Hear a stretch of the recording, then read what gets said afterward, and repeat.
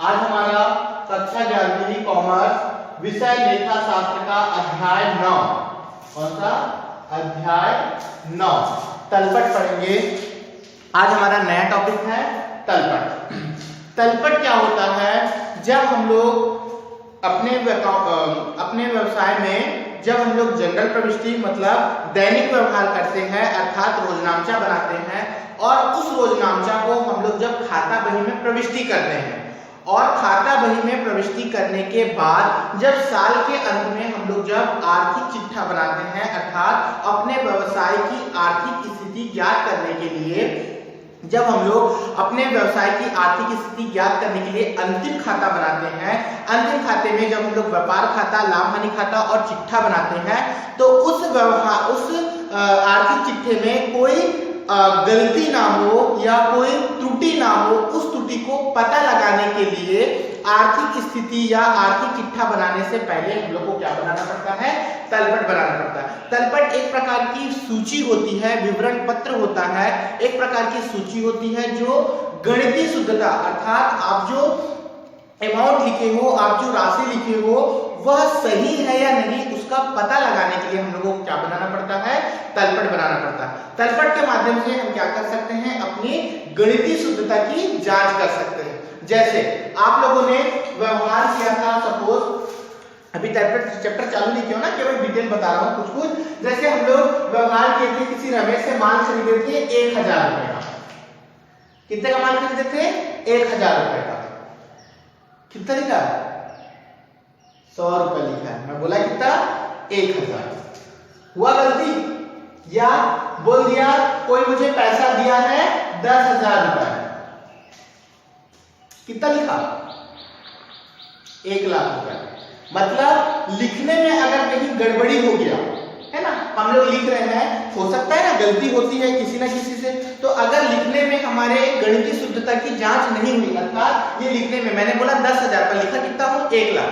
अगर ऐसे ही लिख के मैंने 2-4 अमाउंट को लिख दिया है और मैंने पूरा जनरल प्रविष्टि भी बना दिया, खाता बही भी बना दिया, अब फाइनल अकाउंट बनाने जा रहा हूं अर्थात अंतिम खाता बनाने जा रहा हूं, तब जब मैं अंतिम खाता बनाऊंगा तो मेरे को सही आर्थिक स्थिति व्यवसाय की पता नहीं चलेगी और उसको पता लगाने के लिए हमको क्या बनाना पड़ेगा?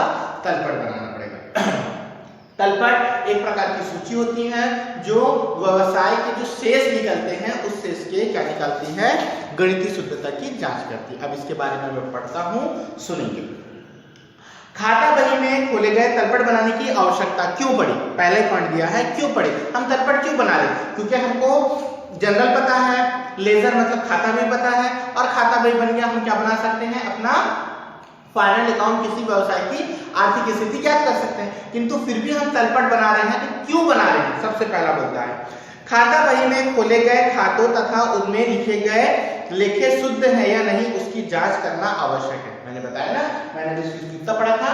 10,000 पढ़ा था, पर लिखा कितना हूं मैं? 1 लाख। तो ये गलत है या सही? ये आपको कंफर्म होना चाहिए ना।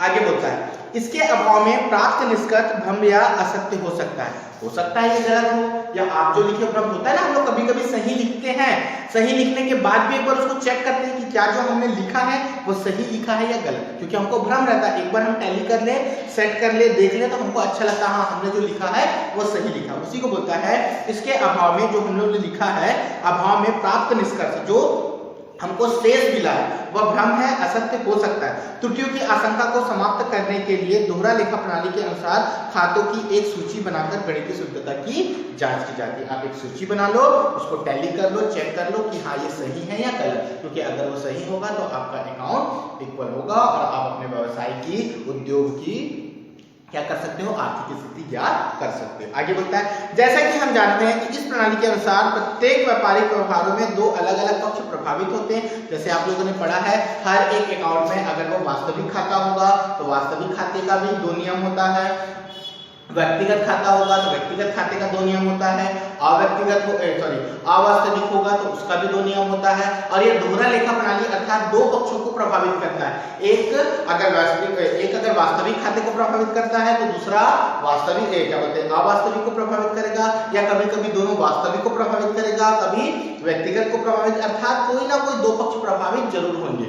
उसी को बोलता है दोनों पक्षों को राशि समान होती है। इसका आशय यह है कि खाता बही समस्त खातों की एक सूची बनाकर खातों के डेबिट या क्रेडिट पक्ष का योग लगाए तो निश्चित दोनों पक्षों का योग एक समान होगा, किंतु यदि योग की राशि असमान हो तो यह स्पष्ट होगा कि लेखे में गणितीय संबंधी त्रुटि होगी। जैसे उदाहरण के रूप में हम लोग जब जनरल बनाते हैं तो डेबिट में भी 1 लाख लिखते हैं तो क्रेडिट में भी कितना लिखते हैं 1 लाख रुपए।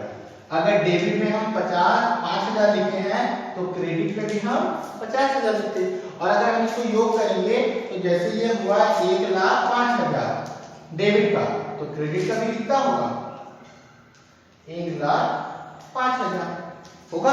अर्थात ये हमारा सही है जनरल के हिसाब से, किंतु खाता बही में भी तो यही अमाउंट पुट अप करेंगे। 1 लाख है, अगर ये डेबिट जाएगा तो डेबिट, क्रेडिट जाएगा, है ना। तो हमारा डेबिट और क्रेडिट खाता बही में भी सेम होगा, अर्थात हमारा अकाउंट सही होना चाहिए।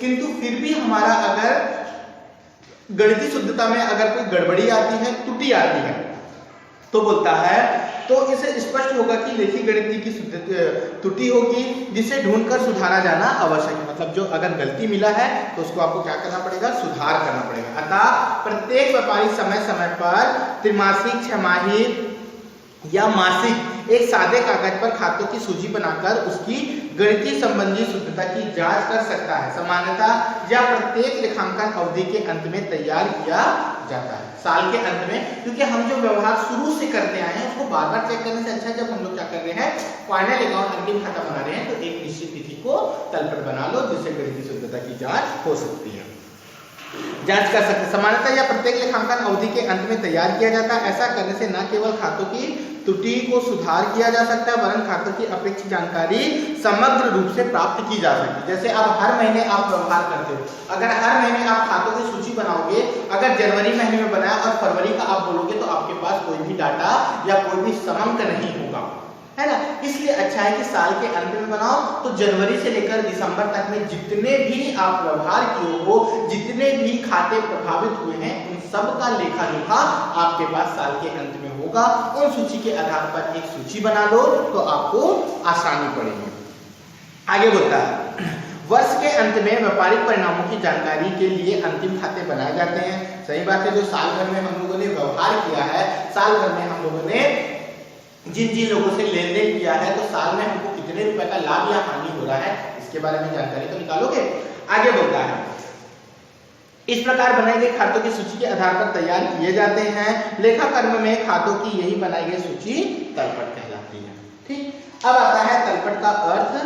दोहरा लेखा प्रणाली के आधार पर तैयार किए गए खातों का विकलन मतलब डेबिट से, समाकलन क्रेडिट से मतलब पक्ष, राशियों के योग शेष के आधार पर ज्ञात करने के पश्चात उनकी गणितीय शुद्धता की जांच करने के लिए एक निश्चित तिथि को या एक निश्चित तिथि पर तैयार की गई खातों की सूची क्या कहलाती है, तलपट कहलाती है। इसमें हर एक खातों की सूची होगी। जब हम लोग को मैं पढ़ाऊंगा आप लोगों को, जब बताऊंगा तब देखना आप लोगों को पता चलेगा कि किस प्रकार खातों की सूची होती है, किस प्रकार खातों का योग होता है या किस प्रकार खातों का शेष होता है। हम लोग योग और शेष दोनों के आधार पर ही हम क्या बनाते हैं, खातों का विवरण तैयार करते हैं। मतलब खातों की सूची के आधार पर ही गणितीय शुद्धता की जांच कर तलपट का निर्माण किया जाता है। परिभाषा बोलता है मैकेन्जी के अनुसार तलपट एक ऐसी सूची है जिसमें खाता बही के आदेशों को लिखा जाता है या लेखा किया जाता है। अगला बोलता है कार्टर के अनुसार, ये परिभाषा इंपॉर्टेंट है, इसको आप याद करेंगे। तलपट परीक्षा सूची खाता बही में बनाए गए खातों के शेष के आधार पर बनाई गई एक सूची है जिसमें कोषों और रोकड़ शेष को लिखा जाता है। ठीक, कोषों मतलब जितना आपके पास कोष है या जितना आपके पास रोकड़, इन सबको हम लोग लिखते हैं। अब एक स्पष्ट परिभाषा पढ़ रहा हूं, उसको ध्यान देंगे। बोलता है अतः स्पष्ट है कि तलपट खाता बही के समस्त खातों की स्थिति का एक संक्षिप्त विवरण है जिसे सूची के रूप में खातों की गणितीय शुद्धता की जांच के लिए एक निश्चित तिथि पर बनाया जाता है तथा इसे रोकड़ शेष, बैंक शेष भी शामिल होते हैं। मतलब इसमें आप समस्त संपत्तियों, समस्त दायित्वों के साथ साथ रोकड़ और कोष दोनों को आपको लिखना पड़ेगा। तलपट को परीक्षा सूची भी कहा जाता है क्योंकि इसके माध्यम से खातों की गणितीय शुद्धता की जांच करते हैं। इसकी विशेषता बताया है जो इंपॉर्टेंट है। बोलता है उपयुक्त परिभाषा के आधार पर तलपट की निम्नलिखित विशेषता है। पहला, तलपट एक सूची है, खाता नहीं, मतलब इसको हम खाता नहीं बोलते, केवल एक सूची है, इसके आधार पर हम गणितीय शुद्धता की जांच करते हैं। दूसरा, तलपट खाता बही और रोकड़ शेष के लिए तैयार किया जाता है। अगला बोलता है तलपट एक निश्चित तिथि को बनाया जाता है, जैसे बताया गया है कि साल के अंत में, अगर साल के अंत में नहीं बनाओगे तो हर मासिक में, हर तिमाही में या हर छमाही में आप बना सकते हैं, किंतु साल के अंत में या वार्षिक अंतिम मतलब वर्ष के अंत में बनाना ज्यादा अच्छा होगा। अगला बोलता है इसका निर्माण खातों की गणितीय शुद्धता की जांच के लिए बनाया जाता है और इसकी सहायता से अंतिम खाते तैयार किए जाते हैं, मतलब तलपट के माध्यम से ही आप क्या बना सकते हो, अंतिम खाते तैयार कर सकते हो। अब आता है तलपट बनाने के उद्देश्य। तलपट बनाने के क्या उद्देश्य है? पहला बोलता है दोहरा लेखा कार्य सिद्धांत की जांच करना, दोहरा लेखा प्रणाली के सिद्धांत की जांच करना। आप जो दोहरा लेखा प्रणाली, जैसे एक उदाहरण के रूप में बताता हूँ, मिलता है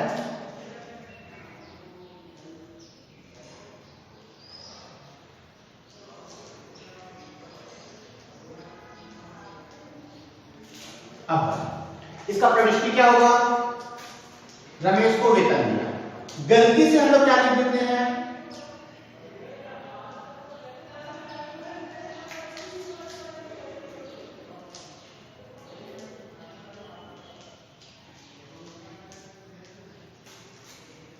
लेकिन वास्तविक में क्या होना चाहिए,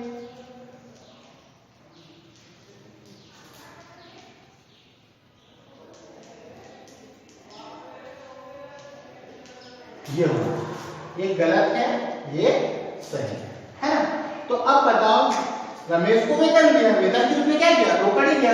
वैसे तो वास्तविक में इसको भी हम लोग सही मान सकते हैं, रमेश खाता डेबिट रोकड़ खाता से, किंतु वास्तव में ये सही है। अर्थात दोहरा लेखा प्रणाली की जो दोहरा लेखा प्रणाली की जो नियम है उसके आधार पर इन लोगों को क्या करना पड़ता है, जांच के लिए बनाना पड़ता है तलपट। उसी को बोलता है फर्स्ट पॉइंट में दोहरा लेखा के सिद्धांतों की जांच करना, कि जो हम दोहरा लेखा प्रणाली के आधार पर जो प्रविष्टि या जिन व्यवहारों को अपनी पुस्तकों में दर्ज किए हैं, क्या वह सही दर्ज हुआ है या गलत दर्ज हुआ, इसकी जांच करना।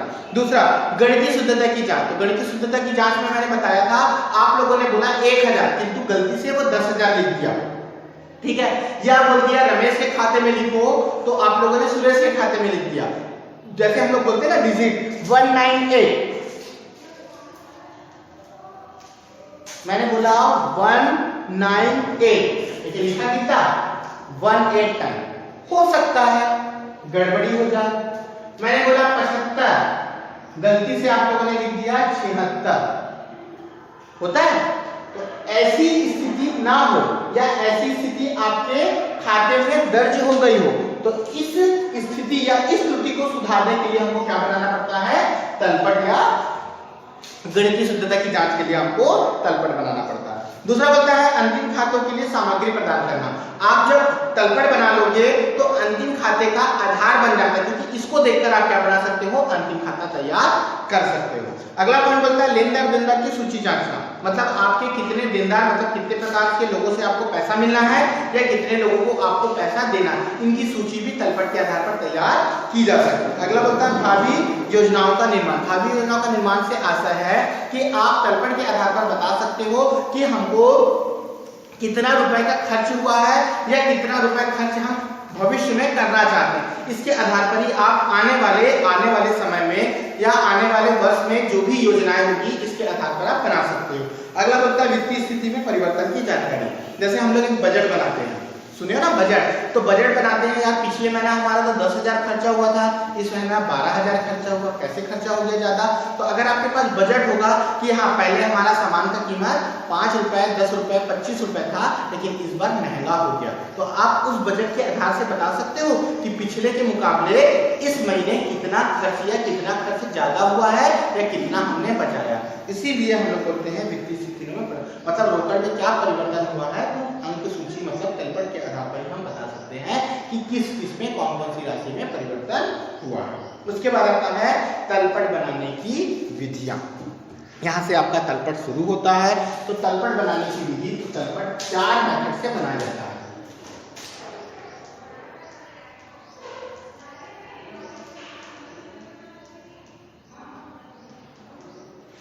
तलपट की विधि, फर्स्ट होता है योग विधि, दूसरा होता है शेष विधि, तीसरा होता है योग एवं शेष विधि। ठीक, और चौथा होता है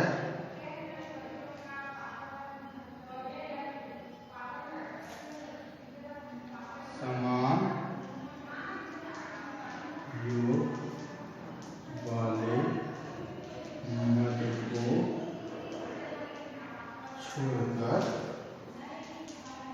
योग। ठीक, ये आपका होता है योग विधि, शेष विधि, योग एवं शेष विधि, समान योग वाले मदों को या मद को छोड़कर योग विधि, जिसमें आपका ये दोनों इंपॉर्टेंट है और जिसमें सबसे ज्यादा आपका शेष विधि इंपॉर्टेंट है कि शेष विधि को कैसे हम लोग जमाते हैं, किस प्रकार सेट करते हैं। तो योग विधि, शेष विधि, योग एवं शेष विधि और समान योग वाले मदों को छोड़कर, केवल आप इन दोनों को याद कर लें। योग और शेष विधि बनता कैसा है, तो योग और शेष दोनों को जब हम एक साथ जोड़ देंगे तो योग और शेष विधि हो जाएगा। और समान मद वाले मतलब ये भी एक प्रकार से योग विधि ही है। क्या है, योग विधि ही है, किंतु इसमें जो एक प्रकार का इक्वल होगा मतलब एक प्रकार का योग होगा उसको हटा देते हैं, बाकी पूरा योग विधि ही है। ठीक, तो ये आपके 4 मेथड है जिसमें 2 मेथड इंपॉर्टेंट है, किंतु सबसे ज्यादा इंपॉर्टेंट आपका शेष विधि है। तो हम लोग सबसे पहले हम लोग क्या पढ़ेंगे, योग विधि। तो योग विधि बनाने से पहले मैं आपको इसका कुछ नोट्स भेजूंगा, है ना, इसके साथ में इसका कुछ नोट्स भेजूंगा। तो नोट्स भेजने के लिए आपको अपनी कॉपी में दर्ज करेंगे, तभी आपका तलपट आराम से बन सकता है। क्लियर है? तो जितना मैंने बताया उसको आप ध्यान रखेंगे। और सबसे पहला है हमारा योग विधि। तो कोई भी योग विधि बनाने से पहले हम लोगों को बताना पड़ेगा कि किसका योग चाहिए। तो सबसे पहले हम लोगों को जनरल के व्यवहार करने पड़ेंगे। पहला काम, जब जनरल हो जाएगा तब लेजर, जिसको हम लोग क्या बोलते हैं, खाता बही, ये हमारा दूसरा काम।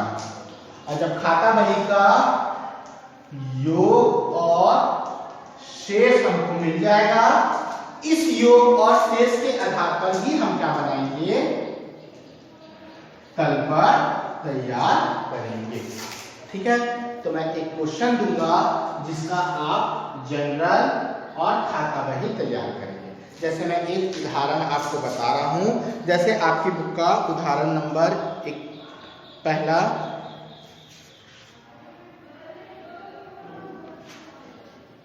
जैसे आपकी बुक का क्वेश्चन नंबर पहला देखिए। ठीक है, क्योंकि उदाहरण में पिछले अध्याय का उदाहरण को सेट करके बना दिया है। तो आपकी बुक का क्वेश्चन नंबर पहला देखिए। ठीक है, क्वेश्चन नंबर पहला बोलता है, निम्न लेन देनों से अभिमन्यु कुमार की जनरल, लेजर, खाता बही और योग विधि से तलपट बनाइए। केवल इसको योग विधि बोला है, किंतु आप योग ना बनाकर हम लोग इससे पूरा का पूरा चारों मेथड बनाएंगे। योग विधि, शेष विधि, योग एवं शेष विधि और समान मदों को छोड़कर योग विधि, ये चारों मेथड हम एक ही क्वेश्चन से बताएंगे। फिर उसके बाद में शेष विधि का कुछ क्वेश्चन आपको लिखाऊंगा कि शेष विधि को आप किस प्रकार सेट करेंगे, कौन सी मदें कहां पर जाएगी, उसके आधार पर आप पूरा का पूरा क्या बना सकते हो, शेष विधि को बना सकते हो। तो आपके बुक का क्वेश्चन नंबर पहला को आप क्या करेंगे, अपने कॉपी में इसका जनरल और लेजर बनाएंगे। मैं इसका फोटो खींच के आपको जनरल लेजर बनाकर दे दूंगा। मैं नेक्स्ट क्लास में आप लोगों को केवल योग विधि, शेष विधि, योग एवं शेष विधि और समान मदों को छोड़कर ये चारों मेथड को आपको समझाऊंगा और शेष विधि का नोट्स भेजूंगा। ठीक है, तो आप इसका क्वेश्चन नंबर पहला अच्छे से बनाएंगे और इसी क्वेश्चन नंबर पहले के आधार पर इसका जनरल और लेजर बनाकर आप रखेंगे। मैं नेक्स्ट क्लास में केवल सेट करना बताऊंगा। तो जनरल आप लोग पढ़ चुके हैं, खाता बही पढ़ चुके हैं, तो आप क्वेश्चन नंबर पहला से बना सकते हैं। पर याद रखेंगे, जैसे इस क्वेश्चन में आप लोगों को देखो 8 तारीख को बोलता है सोनू को माल बेचा, तो आप सोनू का खाता भी बनाएंगे। उसके बाद बैंक से निकाले तो बैंक का खाता भी बनाएंगे। अर्थात इसमें जितने नाम आए हैं, जितने भी खाते प्रभावित हुए, चाहे वो नगद होगा, पूंजी होगा, माल होगा, माल से क्रय हो विक्रय हो, है ना, सोनू हो, मशीन हो, खुशबू हो, बैंक हो, आहरण हो, है ना, किराया हो, जितने भी खाते होंगे इन सब खातों को आप खाता बही में दर्ज करोगे। जहां तक बनता है वहां तक ट्राई करना, आगे मैं इसका नोट्स भेजकर कंप्लीट कराऊंगा। तो इसको भी 3 से 4 क्लास में तलपट खत्म करेंगे। सबसे छोटा चैप्टर है और सबसे मजेदार चैप्टर है।